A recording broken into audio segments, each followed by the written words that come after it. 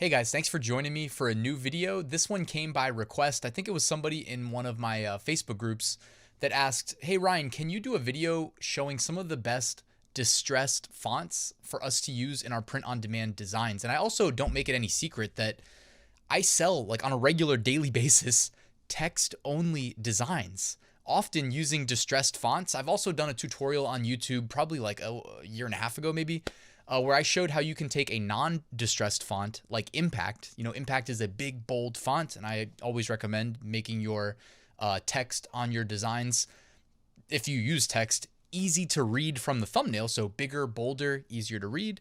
How to distress those fonts, even if they don't come distressed by default. But the ones I'm going to show you in this video are all going to be distressed by default, which means less work for you, which I'm always a big fan of. So if you're ready, let's get started.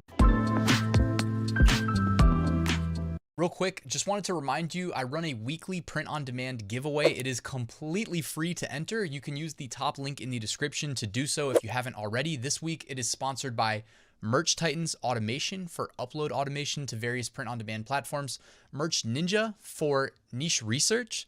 I use that in my top 5 niches of the week video that I do on Sundays, and All Sunsets, premium sunset graphics that sell extremely well on various print-on-demand products. I mean, I've been moving a lot of products, t-shirts specifically, using those graphics.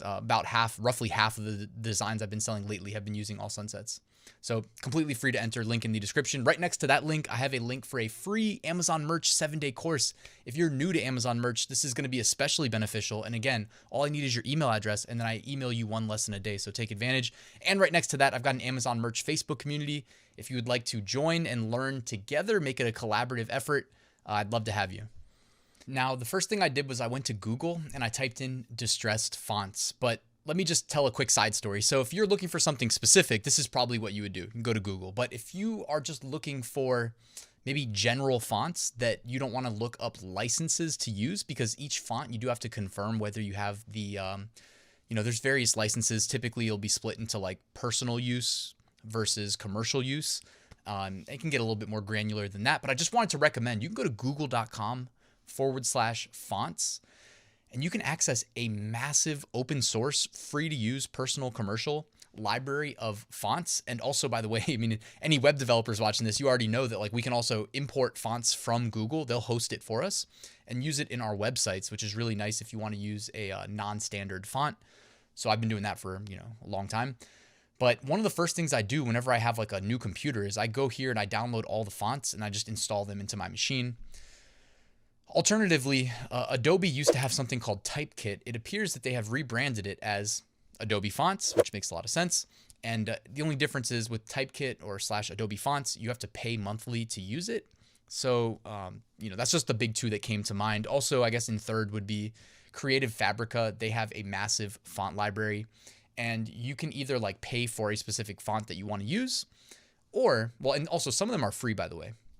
They do have a free fonts section, but you can also pay. It says all fonts only $19. I think I saw that it was more expensive than that, though. I don't know if they have a tiered system. I personally don't pay for the font license. So just wanted to put it out there, though. Creative Fabrica does have a massive, looks like they say 43,900 fonts that you can gain access to with your subscription. So just wanted to put that out there. But what I ended up doing was I typed in distressed fonts in Google, came to 1001fonts.com, and while this font that's in this screenshot is not distressed, this was the first one that popped up. So I'm not saying that I would use it for this video. I just wanted to point something out that is pretty important, and that is that above my head here with that green $sign, it says anytime that you see the green dollar tag, that font is free for commercial use. So if you're going to use fonts from websites like 1001fonts.com, not every website has the little green tag. They might have their own way of letting you know that you can use it for commercial use. Either way, just make sure that you're looking and paying attention to that. So as far as 1001 fonts, which does rank well on Google, so if you type something in plus the word fonts, chances are you'll see a link. Just make sure you pay attention to that. All right, so as far as the best distressed fonts go for print on demand, I did some research. Obviously, I have my personal favorites, but I also went and just kind of looked for some additional ones to try to find some new ones that I hadn't seen before. And I liked this one. It has a weird name, though. It says VTKSPOSTER. And it looks like VTK is based on the author's last name. But this is just a cool looking distressed font with looks like a little bit of a mix between kind of a lot of vertical distressing in certain letters and then also some thicker distressed effects, which, by the way, if you catch my video on how to distress fonts and graphics, this will make sense as to why. He probably has multiple different grunge patterns that he's using when he did the initial distressing of this font family. And that's why you get that kind of blend of the various styles. But I do like this one. It's free for personal use and you have to pay for commercial use. And by the way, I didn't put links to these because I looked at a bunch of different websites and I just felt like it would be super inconsistent. So you can just go to Google and find these.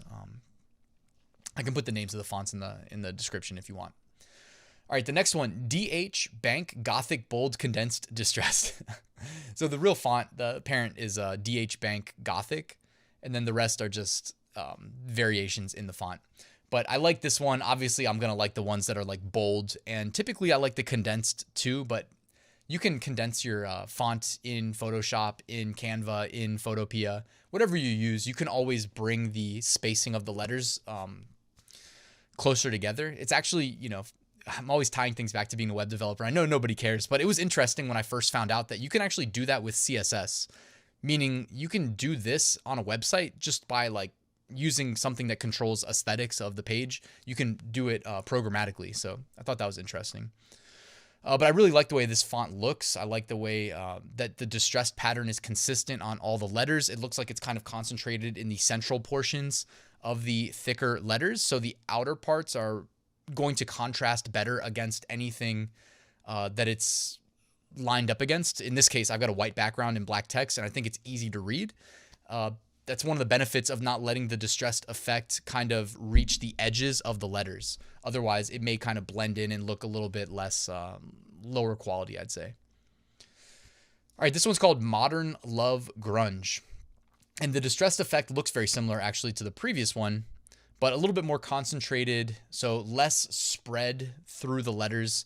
And this is actually, I mean, for the people that author these fonts, like I'm pretty sure I confirmed on this one specifically, but I think this is true about most of the fonts I'm going to show you, that they have non-distressed versions of this font contained in the font pack that you get should you buy them. So I tried to put the pricing, by the way. So this one, DH Bank Gothic Bold, or DH Bank Gothic, is going to run you $20 for a commercial license. The Modern Love Grunge is going to run you, well, it looks like it's on sale from $39 down to $13.65, so that's pretty good. And again, you get a lot of variations of the fonts when typically, like I know in this one, you get a non-distressed version if you chose to use it. So if you're on the market for one that has a little bit of like a playful vibe, it's not just a consistently thick kind of formulaic layout of the letters, then Modern Love Grunge might be a good option. All right, and this is called Zing Rust, or maybe it's even called Zing Rust Line. I don't remember exactly, but Zing Rust. And I really liked this one. There was a lot of variations of this one. I might have actually put 2 slides. No, I didn't.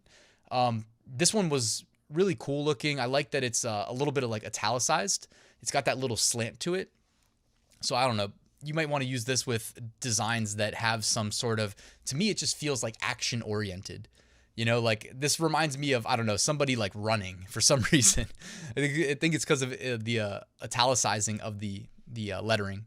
So I'm a big fan of this one. And I even like the one down here. I mean, it's not that often that I use a font or try to add that effect where it's got kind of the, what do I call that? It looks a little bit 3D, but it's just kind of like a text shadow, basically. I don't use that very often in print on demand, whereas I use it all the time in websites and in like YouTube thumbnails, things like that. But this one I think could work. Like if you put that on a t-shirt, it looks like it would be like no issues because it's not a true text shadow. Or if you want to call it that it is, the way it's, the thickness of the stroke is good. There's not like an opacity issue or anything. All right, next, Pont Rust. And again, I chose the heavy and the bold variations of it. Because again, you know I like the big, the bold. One thing I say that's kind of, I'm not a big fan of these is that it is not very tall. And I like my fonts to be tall. I don't like them to seem square-ish when I'm using them on print-on-demand designs, at least in the vast majority of the cases. So sometimes what I'll do is like kind of manipulally edit it and stretch it vertically.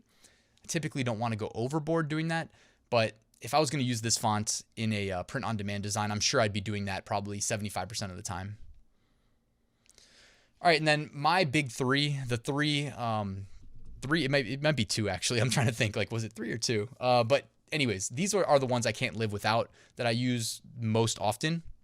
So EDMUND font, and it comes with multiple font files. They're not all distressed, but there is a variant called EDMUND Texture.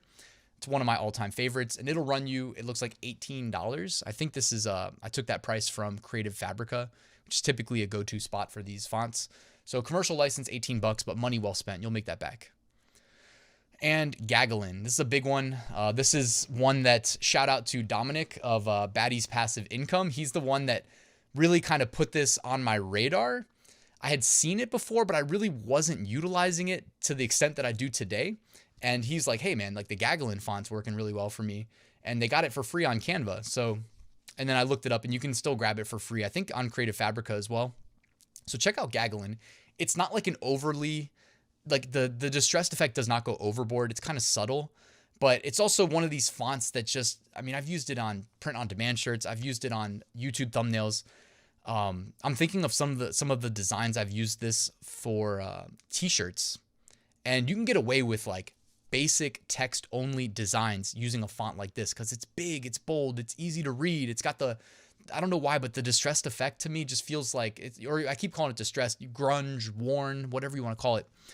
It just seems to be a popular option. You know, it sells. Like if you sell, you can, you know, you're welcome to do it. You can do a distressed version, a non-distressed version, and list multiple of the same exact design. Just switch the font choice and see what works. See what your, you know, the best validation is a sale. So see what sells. All right, and that's it for this video. Just wanted to let you know I do have a full Amazon merch course. If anybody recently got in, you get the most value the earlier you join. It's a full knowledge transfer of how I went from tier 10 to tier 100,000. If you want to contact me with any questions, you can always feel free to do so. And that's it, guys. Thank you so much for watching. If you haven't already and you want to hit that like button, it would be much appreciated. And if you're not subscribed and you want to hit that subscribe button, that would also be awesome. By the way, again, this video came by request. So if you have ideas for videos in the future, drop me a comment below or hit me up on Facebook in the Facebook groups or shoot me an email, whatever works for you. All right, guys. Thanks. Have a good one. See you tomorrow.